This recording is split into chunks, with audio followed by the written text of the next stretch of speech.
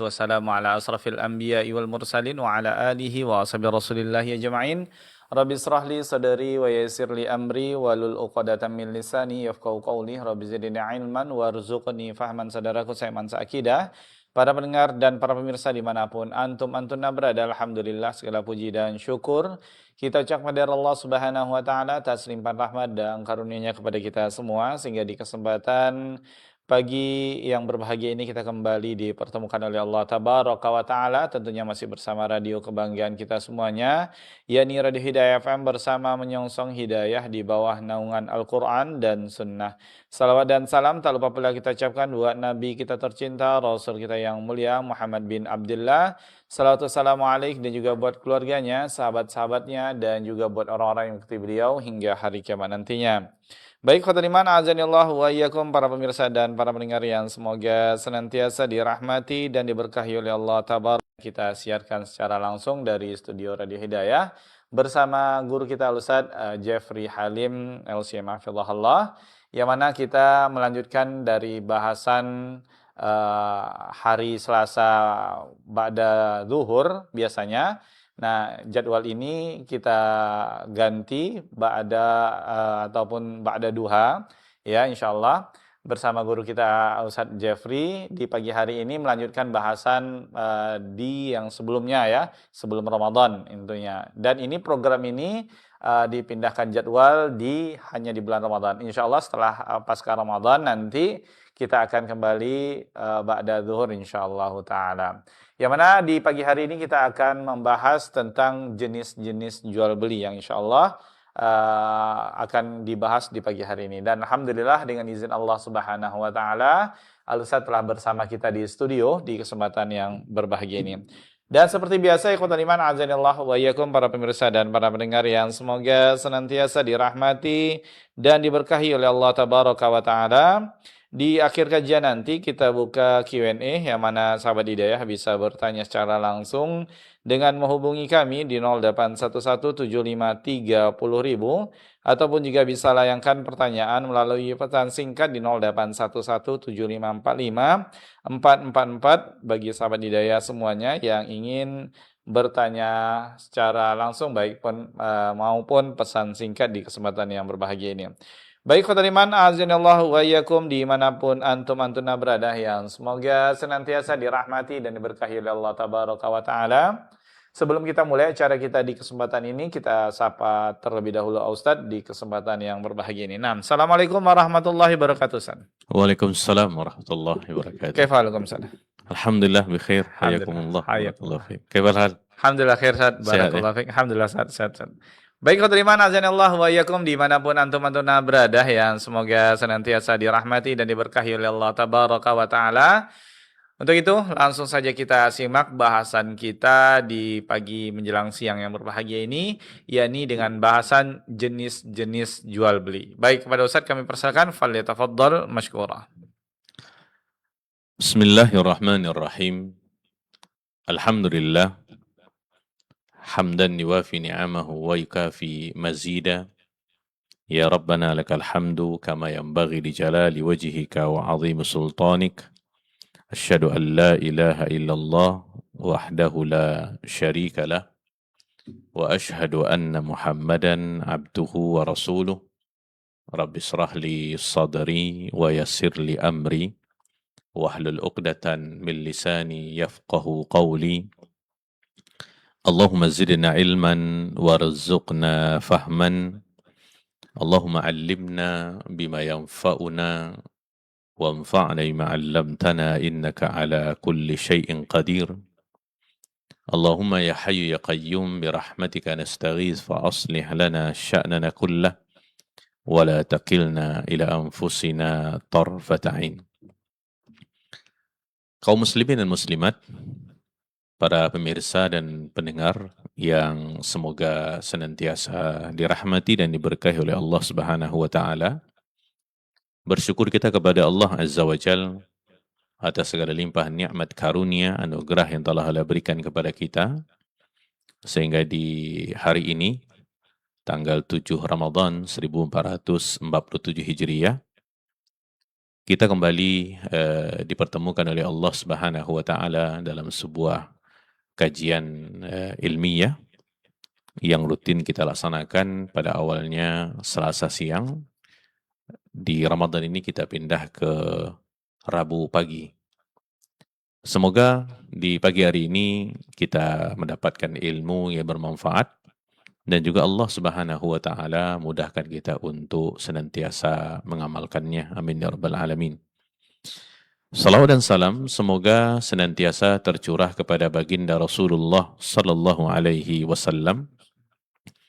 Allahumma salli ala Muhammad wa ala ali Muhammad. Semoga salawat dan salam tersebut juga tercurah kepada keluarga beliau, kepada istri-istri beliau ummahatul mukminin, kepada anak-anak beliau, kepada para sahabat radhiyallahu anhum ajma'in, dan orang-orang yang senantiasa istiqomah di dalam mengikuti sunnah-sunnah Nabi Muhammad sallallahu alaihi wasallam ila qiyamis sa'ah. Para pemirsa dan pendengar yang dimuliakan oleh Allah Subhanahu wa taala, kita lanjutkan membaca kitab Matan Abi Syuja', Matan Al-Ghayah wa Taqrib, sebuah kitab fikih bermadzhab Asy-Syafi'i, buah karya daripada Syekh Ahmad bin Husain bin Ahmad Al-Asfahani rahimahullahu taala, yang lebih kita kenal dengan Imam Abu Syuja'. Di pagi hari ini kita akan mempelajari sebuah bab yang baru. Ini bab terakhir di kitab Al-Ghayah, Matan Al-Ghayah wa Taqrib ini, yaitu tentang masalah Kitabul Buyu'. Ya, Kitabul Buyu' wa ghairuha minal muamalat.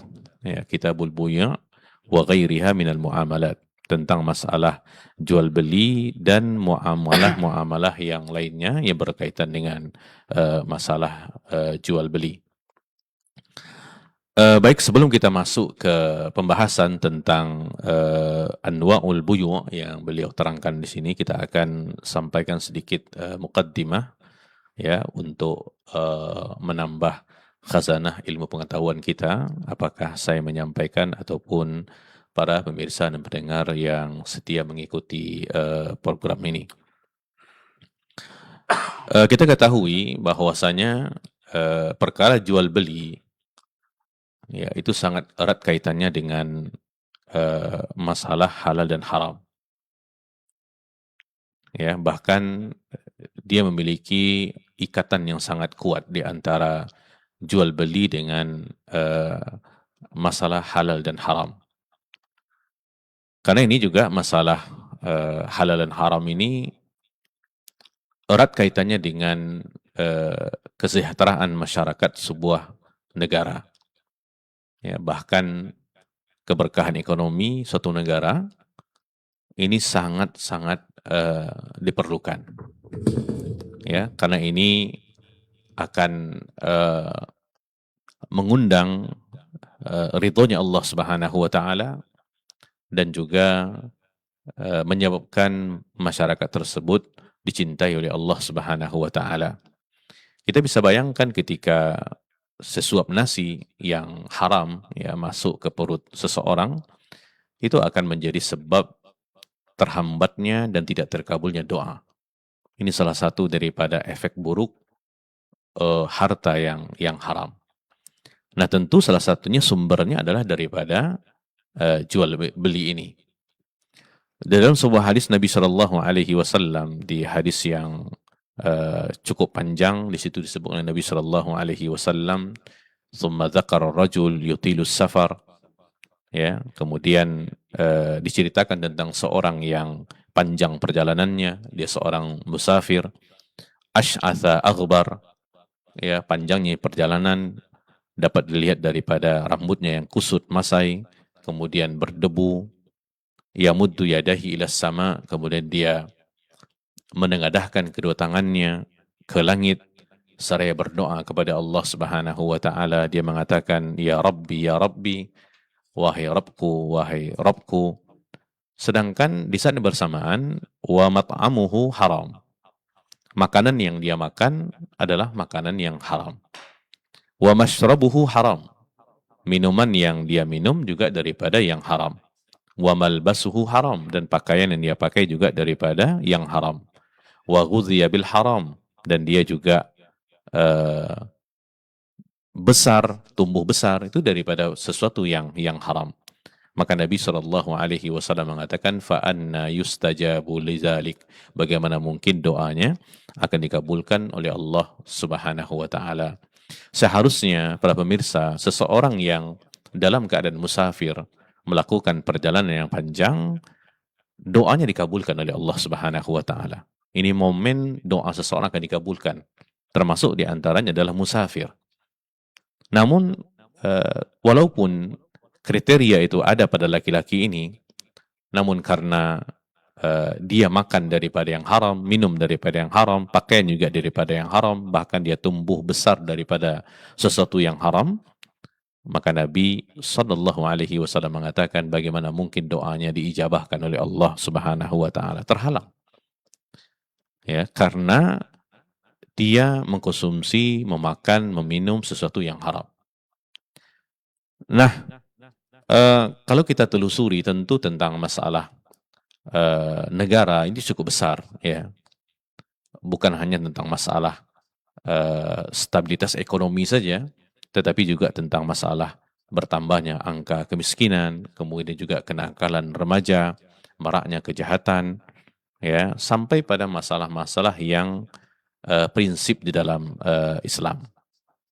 Tentu semua masalah ini dibutuhkan doa daripada orang-orang yang saleh, doa daripada orang-orang yang senantiasa memakan yang halal, ya, meminum yang halal, agar doa-doanya ini menembus langit, ya, untuk memperbaiki keadaan negeri yang kita cintai ini.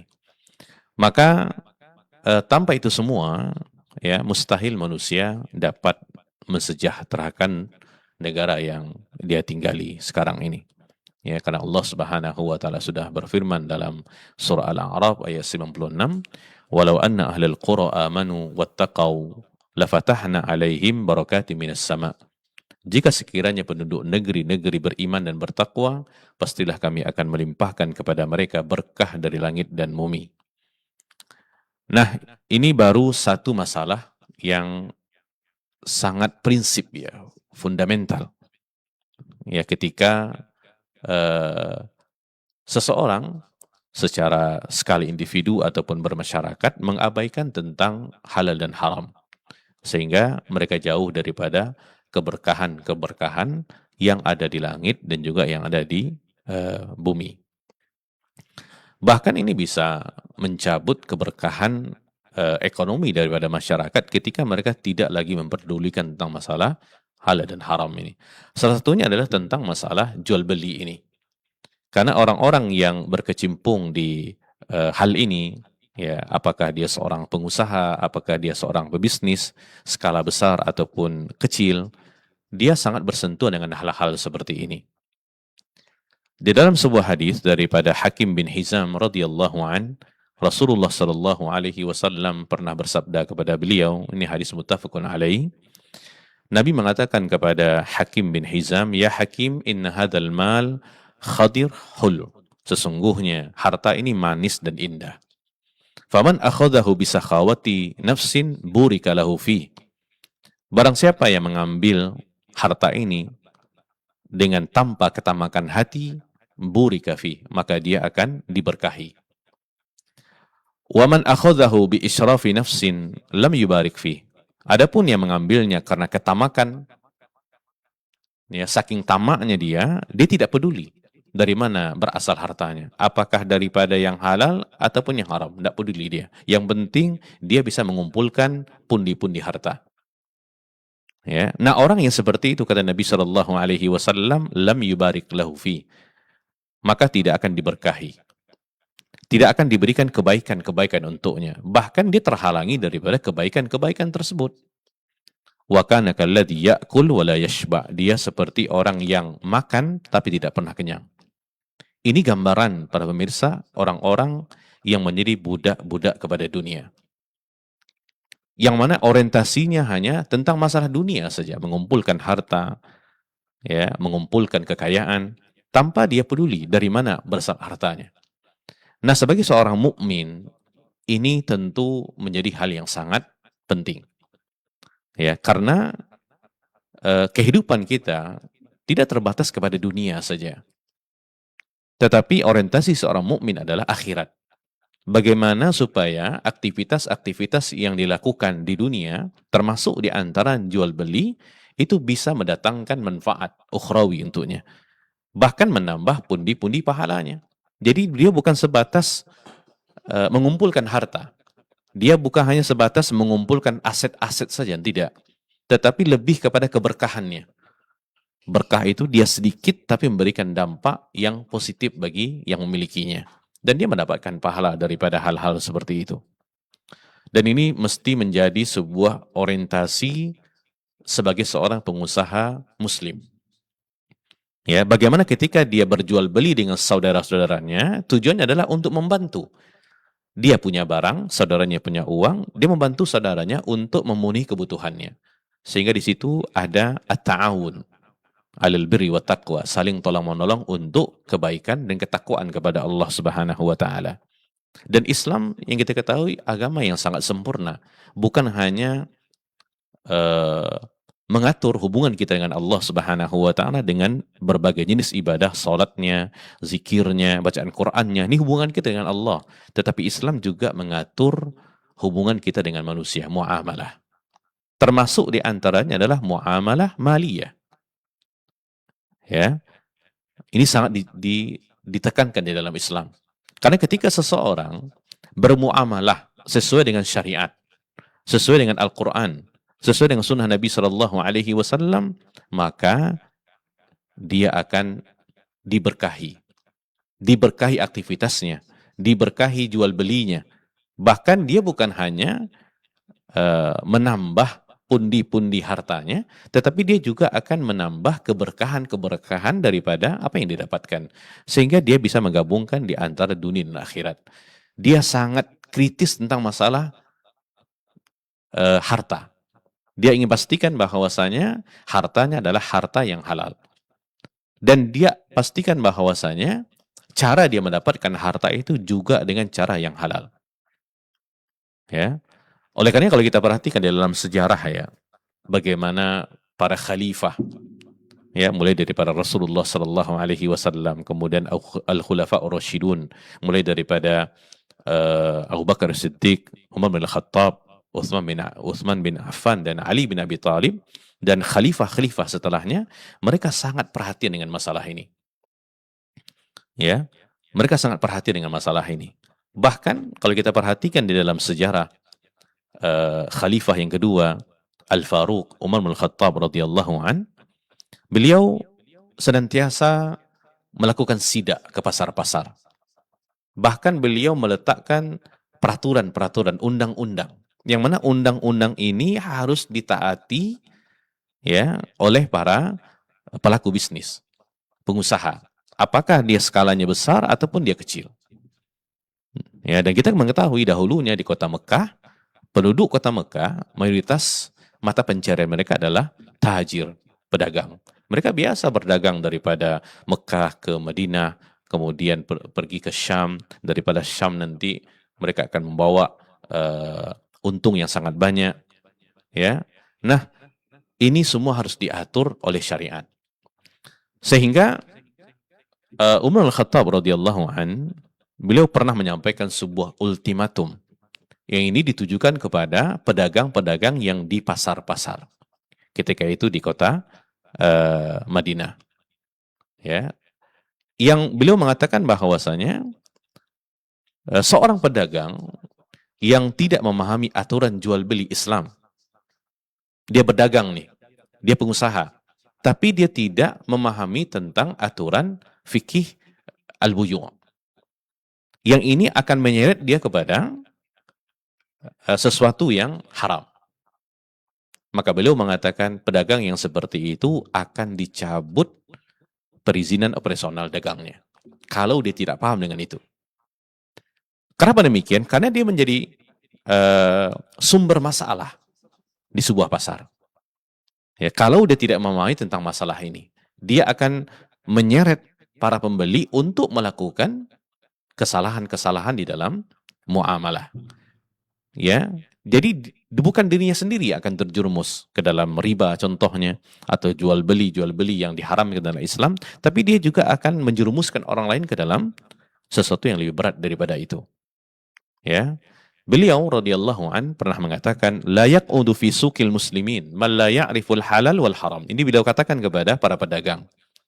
La yaqud fi suqil muslimin man la ya'riful halal wal haram. Hatta la yaqa'a fir riba wa yuqi'ul muslimin. Beliau mengatakan tidak boleh berjual di pasar-pasar umat Islam orang tidak mengetahui halal dan haram. La yaqud fi suqil muslimin man la ya'riful halal wal haram. Kalau dia tidak paham dengan fikih jual beli, maka dia tidak boleh berjual beli. Ya. Hatta la yaqa'a fir riba wa yuqi'il muslimin, sehingga ia pun terjatuh ke dalam riba yang diharamkan oleh Allah Subhanahu wa taala, bahkan dia juga menyerumuskan kaum muslimin ke dalam riba. Ini luar biasa. Ya, kalau kita perhatikan bagaimana seorang khalifah sampai turun ke pasar-pasar untuk menyidak, memastikan bahwasanya para pedagang, para pengusaha memang menjalankan syariat Islam yang sudah diatur. Ya, jadi salah anggapan sebagian orang mengatakan tentang masalah jual beli ini tidak diatur oleh syariat. Diatur. Sebagian mengatakan bahwasanya tentang masalah buyu' ini, jual beli ini, itu lebih kepada tentang masalah peredaran waktu dan zaman. Jadi diikut kepada tren yang ada. Itu salah. Ya. Bahkan ini bisa terbantahkan dengan ayat yang terpanjang dalam Al-Quran. Itu ayat tentang masalah jual beli secara tertunda. Itu hutang piutang. Yang Allah Subhanahu wa taala mengatakan, ya ayyuhalladzina amanu idza tadayantum bidainin ila ajalin musamma faktubu. Allah suruh tulis gitu. Ya, kalau kita melakukan sebuah transaksi jual beli yang tidak tunai, maka Allah suruh kita untuk menulis. Ya. Kenapa demikian? Karena ini menjadi bukti nanti. Kalau seandainya di kemudian hari terjadi perselisihan, ya, perdebatan di antara penjual dengan pembeli, maka tulisan itu menjadi bukti. Ya, tulisan itu akan menjadi bukti nanti. Ya, karena lumrah kita ketahui manusia cinta kepada harta, manusia suka lupa. Ya. Nah, ini aturan daripada syariat. Nah, ini yang dipastikan oleh Umar bin Khattab radhiyallahu an. Turunnya beliau radhiyallahu an ke pasar-pasar kaum muslimin ketika itu menunjukkan betapa perhatiannya beliau dengan hal ini. Karena beliau yakin ini pondasinya umat Islam. Ini merupakan asasnya keberkahan sebuah negara. Itu daripada pasar. Ya, yang mana mereka adalah pelaku-pelaku bisnis di situ. Nah, kalau seandainya mereka tidak memahami tentang masalah jual beli sehingga membuat mereka terjerumus ke dalam riba dan jual beli yang diharamkan, maka mereka juga akan menjerumuskan saudara-saudaranya ke dalam kemurkaan Allah Subhanahu wa taala. Ini sangat berdampak kepada keberkahan yang akan diturunkan kepada sebuah negeri tersebut seperti yang disebutkan dalam surah Al-A'raf itu. Kaum muslimin dan muslimat, para pemirsa dan pendengar yang dimuliakan oleh Allah Subhanahu wa taala. Disebutkan dalam kitab Awdah Al-Masalik, ya, oleh Imam Ar-Rahuni. Beliau mendapatkan informasi daripada gurunya. Beliau mengatakan annahu adrakal muhtasib yamshi fil aswaq. Ya. Jadi gurunya ini, guru Ar-Rahuni ini pernah menyampaikan kepada beliau, gurunya ini pernah menjumpai al-muhtasib. Jadi muhtasib ini adalah seorang yang ditugaskan oleh negara untuk menyidak pasar-pasar. Ya, jadi ruang lingkup pekerjaan lebih khusus gitu. Muhtasib namanya. Dia sama seperti kita para polisi, ya, tetapi dia lebih kepada tentang al-amr bil ma'ruf wan nahy 'anil munkar. Menyuruh kepada yang baik, mencegah kepada yang mungkar. Termasuk diantaranya adalah menyidak ke pasar-pasar, memastikan para penjual benar-benar ketika menjalankan transaksi sesuai dengan syariat. Jadi beliau menjumpai seorang muhtasib polisi yang bertugas di situ menyidak. Ya, dia sedang patroli, yamsi fil aswaq. Wa yaqifu 'ala dukan. Kemudian dia berhenti di sebuah toko. Wa yas'alu sahibahu 'alal ahkam allati tulzimuhu fi sil'ati. Kemudian dia ketika berhenti di sebuah toko ini, yang dia lakukan adalah dia menanyakan kepada pemilik toko tersebut tentang hukum-hukum yang berkaitan dengan barang yang dia jual. Coba lihat, saking detailnya gitu. Ya, jadi seolah-olah ya, yang beliau lakukan ini adalah dakwah secara langsung ke individu gitu. Ya, dan beliau menanyakan kepada pemilik toko itu tentang hukum-hukum barang yang dia jual. Ya, min aina yadkhul alaihi riba fiha wa kaifa yahtarizu minha. Di antara bentuk pertanyaannya adalah dari mana riba bisa masuk ke dalam barang dagangannya dan bagaimana dia bisa yahtarizu minha. Yahtarizu minha ini bagaimana dia bisa menghindarinya. Ya, sehingga kalau dia tahu hal tersebut, maka dia wajib untuk waspada. Maka fa'in ajabahu abqahu fid dukan. Bila pedagang itu mampu menjawab dengan benar sesuai dengan syariat, maka abqahu fid dukan, maka dia tetap membolehkan untuk berdagang di tempat itu. Kalau jawabannya benar, ya. Wa in jahila syai'an min dzalika aqamahu minad dukan wa yaqul. Nah, kalau seandainya pedagang tadi salah menjawab, dia tidak bisa menjawab karena tidak punya pengetahuan, tidak punya ilmu tentang masalah itu, maka dia akan mengatakan kepada pedagang itu, la yumkinuka an taq'ud fi suqil muslimin. Tut'imun nas ar-riba wa ma la yajuz. Tidak mungkin engkau dalam keadaan seperti ini, engkau berjual beli, bertransaksi dengan kaum muslimin di pasar mereka. Kenapa demikian? Karena engkau akan memberi makan mereka dengan riba. Ya, karena dia tidak mengetahui dari mana riba itu masuk ke dalam dagangannya dan bagaimana dia bisa lepas daripadanya. Bahkan dia juga tidak akan mengetahui bagaimana cara melepaskannya. Maka orang seperti ini tidak bisa berjual beli di pasarnya kaum muslimin. Ini kalau kita bawa ke zaman sekarang, para pemirsa dan pendengar yang dimuliakan Allah Subhanahu wa taala, sebenarnya yang perlu kita garis bawahi ya. Seorang pedagang orientasinya bukan sebatas tentang masalah untung dan rugi, bukan. Tetapi itu adalah ibadah kepada Allah Subhanahu wa taala ketika dia menjalankannya sesuai dengan syariat. Karena semua kehidupan kita di dunia ini diatur oleh syariat. Kita seorang muslim. Muslim itu harus tunduk taat kepada syariat. Harus menyerahkan dirinya bulat-bulat kepada Allah Subhanahu wa taala. Allah sudah atur itu. Tinggal kita bagaimana menjalankannya. Tentu ini perlu kepada ilmu, pengetahuan. Ya. Nah, di contoh-contoh yang sudah kita sampaikan tadi, kita bisa melihat bagaimana sangat perhatiannya pemimpin-pemimpin kaum muslimin terkait dengan masalah peredaran sesuatu yang terjadi di pasar kaum muslimin. Karena ini kembali kepada apa? Keberkahan tadi. Karena roda ekonomi itu bergerak di pasar. Apakah skalanya besar ataupun skalanya kecil? Ya, sehingga mereka memastikan bahwasanya para pedagang ini betul-betul paham dengan berjual beli ini. Paham mereka yang halalnya, ya, paham mereka yang haramnya. Allah sudah mengatakan dalam Al-Quran, wa ahallallahu al-bai'a wa harrama riba. Allah Subhanahu wa taala menghalalkan jual beli dan mengharamkan riba, jelas. Ya. Bahkan kalau kita perhatikan di juz 3 surah Al-Baqarah itu tentang masalah halal, tentang masalah jual beli dan riba itu satu halaman gitu. Ya, dan di akhir ayat Allah Subhanahu wa taala mengkaitkan dengan masalah akhirat. Kan memang perhitungan kita bukan hanya di dunia. Kalaupun seandainya kita lepas di dunia daripada tuntutan-tuntutan daripada orang-orang yang kita zalimi ketika berjual beli, kita tidak akan lepas di hadapan Allah Subhanahu wa taala nantinya. Maka di akhir halaman itu Allah mengatakan di akhir ayat, wattaqu yauman turja'una fihi ilallah. Allah ingatkan itu gitu. Karena memang orientasinya seorang pedagang muslim bukan tentang masalah dunia saja, tapi bagaimana dia bisa menjalankan syariat Islam secara keseluruhannya. Yang terakhir, para pemirsa dan pendengar yang dimuliakan Allah Subhanahu wa taala, Nabi sallallahu alaihi wasallam suatu ketika pernah menuju ke sebuah tanah yang lapang, kemudian beliau melihat orang-orang berdagang. Berdagang adalah mata pencarian yang halal. Ya, dibolehkan di dalam Islam.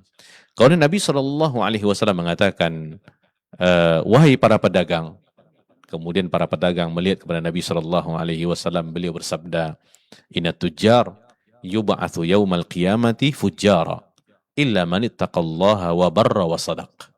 Sesungguhnya para pedagang, kata Nabi SAW, dibangkitkan di hari kiamat dalam keadaan durhaka, fujjar.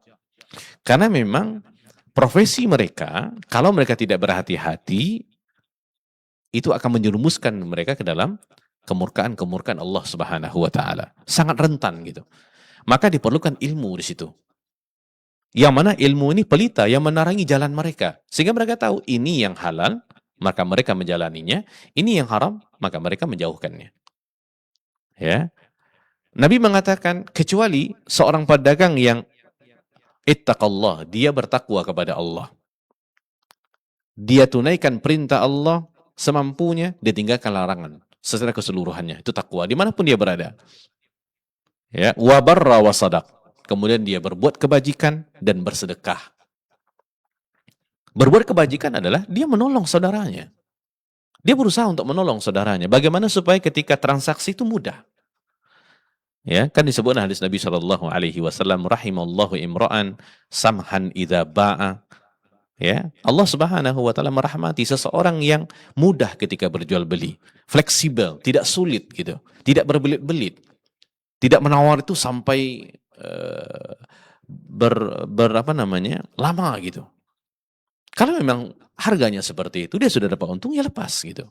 Samhan idza ba'a, mudah, fleksibel gitu. Apalagi ini saudaranya. Dan sebenarnya kita katakan di awal tadi, orientasi, dia bukan hanya tentang masalah untung rugi saja, tapi bagaimana dia bisa menolong saudaranya. Dengan keikhlasan, tentu ini berbuah kepada pahala. Dan bersedekah. Ya, karena para pedagang memang harus banyak bersedekah untuk membersihkan hartanya. Ya, kadang-kadang tanpa kita sadari, ada juga hal seperti itu terjadi. Namanya manusia. Maka jalannya untuk kita membersihkan harta itu dengan sedekah. Apakah sedekahnya wajib? Ini zakawat yang harus dikeluarkan. Ya, maka dalam ilmu fikih itu ada namanya zakatut tijarah, zakat perniagaan. Nabi sudah sebutkan itu semuanya, disimpulkan oleh para ulama, ya, tentang nisabnya, tentang undang-undangnya, kemudian juga mungkin bisa kita katakan tentang regulasinya secara detail, bagaimana cara menghitungnya. Makanya tidak mungkin seseorang ketika dia berdagang tapi tidak paham itu. Ya, seharusnya prinsipnya adalah ilmu dulu, baru mengamalkan. Jangan kita melakukan dulu, baru kita nanti kebingungan. Baru kita mencari ilmunya, itu salah. Ya, dan ini sebuah renungan kepada kita tentang masalah ini. Pentingnya untuk kita mempelajari tentang masalah kita berbuya, terutama para pelaku usaha. Ya, apakah usahanya skala kecil, ya, ataupun usahanya skala besar. Baik, para pemirsa dan pendengar yang dimuliakan oleh Allah Subhanahu wa taala, kita masuk sedikit kepada pembahasan, ya. Nanti kita akan terangkan, ya, pada pertemuan yang akan datang tentang masalah ini. Di sini beliau rahimahullah, Abu Suja mengatakan, al-buyu'u thalathatu asya. Jadi jual beli itu, kata beliau, itu ada 3 macam jenisnya. Ya, jual beli itu ada 3 macam bentuknya. Yang pertama, beliau mengatakan bai'u ainin musyahadah fajaiz. Ya, bai'u ainin musyahadah fajaiz. Jual beli sesuatu yang langsung dilihat. Ya. Ini yang kalau kita kenal dari dulu sampai sekarang, pasar-pasar tradisional. Ya, atau kalau kita bagi dengan online, yang offline-nya langsung berhadapan penjual dengan pembelinya. Nah, barang yang akan dijadikan sebagai objek transaksi nampak, bisa dipegang oleh penjual, bisa dipegang oleh pembeli. Itu namanya bai'u ainin musyahadah. Maka hukumnya boleh jual beli seperti itu. Ya, nah ini yang kebanyakan dilakukan oleh kita kaum muslim dan muslimat tentang jual beli yang seperti ini. Jadi kita datang ke pasar, ya mungkin seorang ibu membeli cabai contohnya, dia lihat cabainya, dia pegang, oh bagus, dia tanya ini cabai mana, oh ini, kemudian berapa harganya sekilo. Itu namanya bai'u ain musyahadah. Atau seseorang ketika dia akan membeli sebuah kendaraan, mobil, dia pergi ke showroom, dia lihat ya sesuai dengan mereknya, brandnya, kemudian dia lihat tentang masalah spesifikasinya, detailnya, ya bisa jadi mungkin dia nanti test drive-nya, dia coba ya bagaimana keadaannya, ya semampunya. Jadi dia langsung gitu. Ini namanya bai'u ainin musyahadah fajaiz. Ini biasanya yang banyak dilakukan. Ya, banyak dilakukan oleh saudara-saudara kita kaum muslim muslimat daripada dahulu sampai sekarang. Karena memang beginilah asal transaksi jual beli itu. Artinya seorang pedagang berhadapan dengan pembeli, kemudian mereka terjadi tawar-menawar dengan barang yang akan dijual dan barang yang akan dibeli. Baik, kemudian yang kedua adalah bai'u syai'in mausuf fi dhimmah fajaiz. Idza wujidat as-sifah ala ma wusifa bih. Ya, bai'u syai'in mausuf fi dhimmah. Jual beli dengan menjelaskan kriteria tertentu. Ya, spesifikasi tertentu, mausuf. Jadi diketahui tentang jenis barangnya, kemudian juga tentang keadaannya, ya, jumlahnya, warnanya, harganya. Nah, itu disebut dengan mausuf fi dhimmah. Ya. Dan ini para pemirsa pendengar yang dimuliakan oleh Allah Subhanahu wa taala, ini disebut dengan jual beli salam. Ya, jadi sistem sistem seseorang dia memesan dulu. Nah, ya, ada seseorang dia punya uang, dia datang kepada seorang tukang jahit, ya, kemudian dia mengatakan tolong jahitkan saya seragam untuk pergi jalan-jalan contohnya. Jumlahnya sekian, warnanya sekian, bentuknya sekian. Kemudian ini ukuran-ukurannya. Ya, nanti si tukang jahit akan melakukan pekerjaannya. Nah, si pembeli, ya, pelanggan ini dia akan menyerahkan uang dulu. Ya, dia akan menyerahkan uang, nanti penyerahan barangnya ditentukan kapannya, disebutkan. Ya, bulannya, tanggalnya, harinya, jamnya. Dan ini sebenarnya jual beli salam seperti ini kalau betul-betul jelas ya. Ya, karena kalau tidak jelas bukan bai'u salam namanya. Ya, dan jelas itu segala aspek gitu. Sehingga menutup pintu-pintu gharar. Menutup pintu-pintu adanya kebohongan di situ. Ya, atau tipu muslihat. Dan itu diamalkan oleh para sahabat dahulunya tentang jual beli seperti ini. Jual beli salam seperti ini yang bai'u mausuf bi dhimmah tadi. Di dalam sebuah hadis muttafaqun alaih, hadis daripada Abdullah bin Abbas radhiyallahu anhuma, beliau mengatakan qadiman nabiyyu sallallahu alaihi wasallam al-Madinata wa hum yuslifuna fi thimari as-sanah was sanataini. Ketika Nabi sallallahu alaihi wasallam tiba di kota Madinah daripada Mekah, penduduk Madinah biasa memesan buah korma dengan waktu 1 atau 2 tahun. Jadi kormanya dipesan sekarang, nanti akan diambil setahun atau 2 tahun yang akan datang. Dan kita mengetahui mayoritas penduduk kota Madinah mata pencarian mereka adalah berkebun, terutama kurma. Maka sangat terkenal kurmanya Madinah, ya, dengan segala jenisnya. Bahkan kalau kita pergi umrah dan haji, kita beli kurma, kita langsung dibawa ke kebun kurmanya gitu. Ya, ini sangat berbeda kalau kita di Mekah, ya, karena itu kurma-kurma yang dibawa daripada Madinah ke Mekah. Maka ketika Nabi melihat transaksi seperti itu, ya, yang dilakukan oleh penduduk kota Madinah, Nabi mengatakan man aslafa fi tamrin falyuslif fi kailin ma'lum wa waznin ma'lum ila ajalin ma'lum. Beliau sallallahu alaihi wasallam mengatakan barang siapa memesan kurma maka hendaknya ia memesan dalam takaran, timbangan dan tempo yang jelas. Lihat, takaran, timbangan dan tempo yang jelas. Sehingga kalau saat ini semuanya jelas, itu dikatakan tadi bai'u syai'in mausuf. Barangnya tidak ada, tetapi secara spesifikasinya sangat jelas. Jadi seolah-olah ada gitu.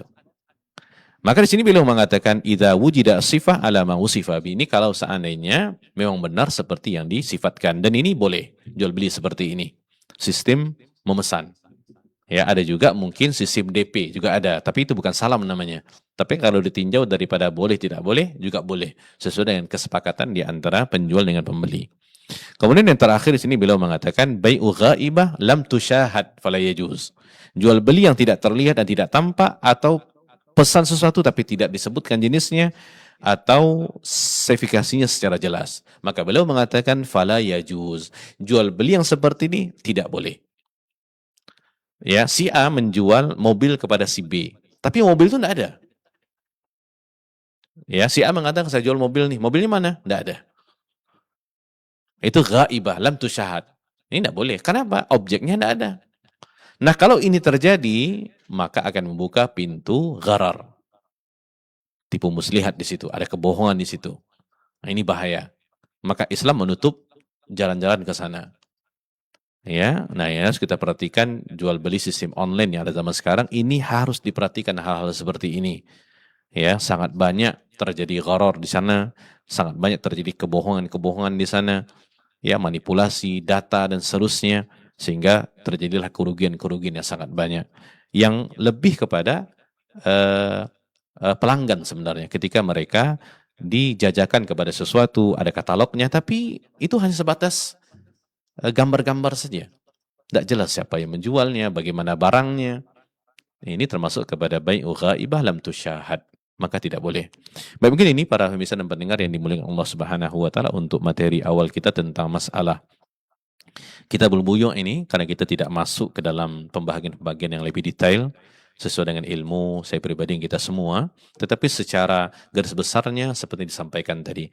Walaupun mungkin nanti ada bentuk-bentuk jual beli yang lainnya, ya, yang tidak disebut oleh beliau di sini, tetapi secara umum seperti yang beliau sampaikan tadi. Baik, mungkin demikian, ya.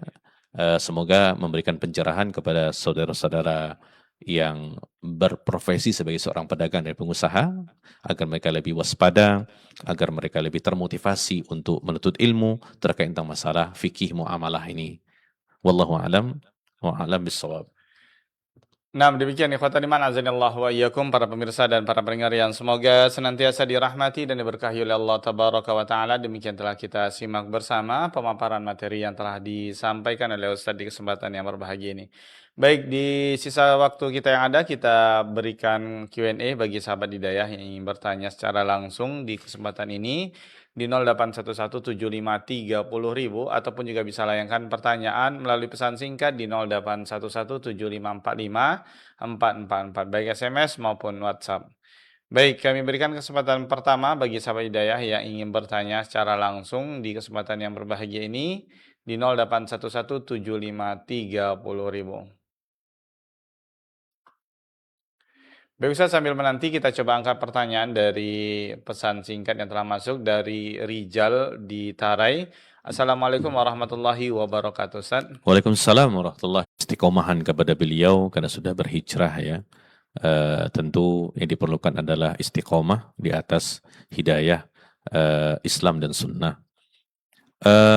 Seseorang yang terjerumus ke dalam perbuatan-perbuatan dosa dan maksiat, ya, kemudian dia bertaubat kepada Allah Subhanahu wa taala, maka yang diperlukan kepada dirinya adalah keteguhan hati dan jiwa untuk melakukannya. Oleh karena ulama menyebutkan tentang syarat taubat itu, ya, taubat nasuha itu, ya, yang Allah sebutkan dalam surah At-Tahrim, ya ayyuhalladzina amanu tubu ilallahi taubatan nasuha. Ya, kalau dosa tersebut berkaitan dengan Allah Subhanahu wa taala, ada sebuah kewajiban yang ditinggalkan, ada sebuah larangan yang dikerjakan, maka dia harus bertaubat. Ya, orang yang bertakwa itu bukan orang yang tidak pernah berbuat dosa, bukan, tetapi orang yang berdosa dan bertaubat kepada Allah.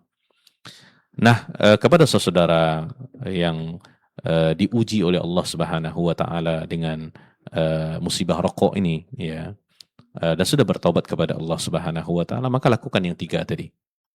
Ya. Nah, kalau seandainya mungkin, ya, saya berbaik sangka bahwasanya pertanyaan ini ditujukan karena beliau menyesali perbuatan-perbuatan itu. Dan rokok ini bukan hanya dosa kepada Allah Subhanahu wa taala, dan alhamdulillah MUI kita sudah mengharamkan itu, ya, tentang masalah rokok ini. Kemudian juga ini menyangkut dosa kepada sesama, ya, karena itu menzolimi saudara kita, terutama yang disebut dengan perokok-perokok pasif. Yang malangnya itu justru malah keluarganya sendiri, mungkin istrinya, mungkin anak-anaknya, yang tidak pernah menghisap rokok, tetapi mereka perokok pasif, yang menghirup asap yang dihembuskan, itu zalim luar biasa. Maka untuk hal seperti ini takutlah orang-orang yang masih diuji oleh Allah Subhanahu wa taala rokok ini. Ya, tinggalkan, ya, karena itu akan, dan kalau kita perhatikan tidak ada seorang pun ya yang ahli pakar kesehatan yang merekomendasi untuk itu, tidak ada. Bahkan di sampel-sampelnya, di bungkus-bungkus sudah disebutkan gitu tentang bahayanya. Tapi itulah manusia, ketika mereka lebih memperturutkan hawa nafsunya, ketika mereka lebih bersedia menjadi budak kepada hawa nafsunya, sehingga mereka tidak lagi melihat kepada hal-hal seperti itu. Ditambah dengan mungkin, ya, wallahu alam, semoga Allah berikan hidayah kepada semua, ditambah dengan mungkin di negara yang kita cintai ini ada sebagian orang yang dianggap sebagai cendekiawan muslim melakukan hal yang sama, bahkan di khalayak ramai, sehingga perbuatan-perbuatan mereka ditiru oleh sebagian yang lainnya. Tentu ini harus dilihat dengan kacamata ilmu, bukan dengan hal-hal yang lain. Ya, dan jelas ini diharamkan oleh Allah Subhanahu wa taala, karena itu sudah menjerumuskan diri kita kepada kebinasaan. Ya, Allah berikan kita tubuh yang sehat. Sehatnya kita bukan untuk mendurhakai Allah, tapi beribadah kepada Allah Subhanahu wa taala. Kemudian tubuh itu Allah perintahkan kita untuk menjaganya agar kita tetap bisa istiqomah beribadah kepada Allah Subhanahu wa taala. Kalau kita justru malah merusaknya, memasukkan racun-racun ke dalamnya, yang lebih bahayanya itu racun bukan hanya ke tubuh orang yang melakukannya, tapi juga kepada yang lain. Nah, itu susah gitu. Sehingga ketika dia bertaubat kepada Allah Subhanahu wa taala, artinya apa? Dia harus minta maaf kepada semua orang yang pernah dia merokok di dekatnya. Nah, itu kan susah. Nah, itu kita harus selesaikan semuanya di dunia. Kalau enggak, kita akan minta pertanggungjawaban nanti di akhirat. Ya. Nah, ini semoga tidak lagi yang mengatakan rokok itu hukumnya makruh, ya. Kalau dikerjakan tidak apa-apa, ditinggalkan berpahala, bukan. Seperti yang saya katakan tadi, Majelis Ulama Indonesia, MUI kita sudah mengharamkannya. Bahkan sudah lama itu sebenarnya. Ya. Mungkin demikian, mudah-mudahan bisa memberikan pencerahan kepada saudara kita yang sudah bertaubat, dan juga kepada saudara kita yang lainnya. Semua diberikan hidayah oleh Allah Subhanahu wa taala. Wallahu a'lam wa a'lam bishawab. Nah, terima kasih jawaban dan nasihat dari Ustaz. Mudah-mudahan dapat dipahami oleh sahabat hidayah yang bertanya melalui pesan singkat. Ya, ada Rijal ya yang bertanya di kesempatan yang berbahagia ini. Baik, kita coba angkat penelpon di kesempatan yang berbahagia ini. Ustaz, halo, assalamualaikum. Waalaikumsalam warahmatullahi wabarakatuh. Dari siapa, di mana Ibu? Dari Rauha, Pak, di Delima. Baik, silakan yang pertanyaannya Ibu. Begini Pak, kami ini kan toko kurma gitu. Jadi ada kejadian jual beli segitiga. Nah, pembeli itu menghubungi penjual palsu. Jadi dia ingin membeli kurma gitu kan, dengan akad pembeli dengan penjual palsu. Setelah itu penjual palsu ini menghubungi saya gitu untuk mengirimkan barangnya ke pembeli. Setelah itu saya minta DP gitu kan Pak. Cuma mereka bilang ini untuk dapur MBG, jadi nanti pembayarannya pas di dapur MBG itu gitu. Jadi mereka nggak ngasih DP kan. Cuma karena ini bahasanya dapur MBG, otomatis saya percaya ya Pak. Saya antarkan lah, saya langsung ya antarkan barang itu ke dapur MBG-nya. Setelah itu saya katakan sama satpam yang di sana, ini barang pemiliknya ibu ini, cuma belum dibayar, kata saya kan. Katanya nanti bayarnya di dapur MBG ini, saya bilang. Terus kata satpamnya di sana, kita cek dulu ya ibu kurmanya, kata dia kan, minta diturunkan gitu. Saya pikir karena ini dapat MBJ, dia saya percaya kan Pak. Diturunkanlah forma itu ke karyawan STTJ-nya gitu kan, dicek. Setelah dicek, otomatis saya menghubungi yang penipu tadi kan Pak. Ini barangnya udah, saya pikir yang penipu itu kan yang pesan yang berkaitan dengan MBJ tadi kan, dia yang membeli gitu, saya pikir gitu kan. Pak, ini barangnya udah sampai nih, di dapat MBJ-nya, saya bilang. Saya tunggu ya pembayarannya, saya bilang gitu kan. Ternyata yang orang MBJ tadi itu di luar saya ya, saya nggak tahu ya Pak ya. Mereka udah transaksi duluan gitu Pak. Jadi ibu yang punya MBJ lah istilahnya kan udah transaksi sama penipu tadi. Saya kan nggak tahu. Saya kira yang tentu kan orang MBJ gitu ya Pak. Setelah itu ditransfer lah sama ibu MBJ ini ke penipu gitu. Saya nunggu ini Pak di depan